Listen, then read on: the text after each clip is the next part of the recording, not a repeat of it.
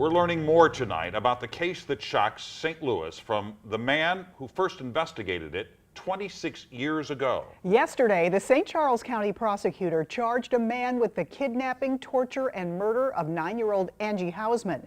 Tonight, our Casey Nolen sat down with the former police chief who worked that case for 20 years. Casey? Mike and Kate, Bob Schrader will be the first to say he had help from day one. The FBI, the major case squad, and detectives across several departments. They spent countless hours on this case.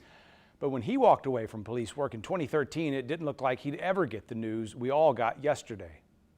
It was the best news I had had in a long, long time. 26 years ago, Bob Schrader took a call for a missing girl as the 37-year-old chief of the St. Anne Police Department. It's something that you can't get out of your mind, especially when it happened on your watch. 9-year-old Angie Housman went missing from her bus stop and was found 9 days later in the woods of St. Charles County. Investigators say she was sexually assaulted, tortured, and left alive to die in the snow. And I was at the crime scene when she was found. And for the next several days, Schrader and a team of investigators were all over 2 counties. We didn't come up with anything. You just wouldn't believe the amount of people that's called in and said, "This is my ex-husband." For the next 20 years, Schrader and other investigators followed leads that went cold. I don't know how many times I come home and I lay in bed and I stare at the ceiling and I'm talking to myself, and my wife nudges me, "Go to sleep,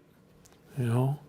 You're not going to solve it tonight." In 2013, Schrader retired with the request for the chief who replaced him. And when I left office, I asked Aaron Jimenez to please keep looking into this case because we need closure. Wednesday, he believes that closure finally came.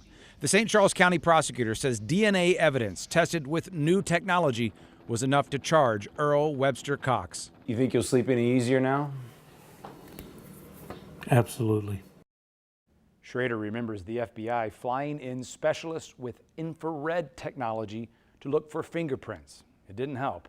He says it shows just how much investigations have changed.